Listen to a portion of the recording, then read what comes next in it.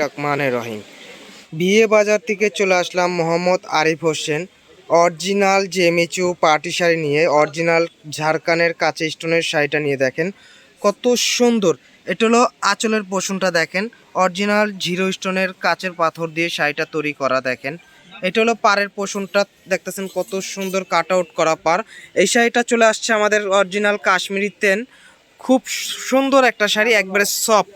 হাতে নিলে বুঝতে পারবেন শাড়িটা কত সফট।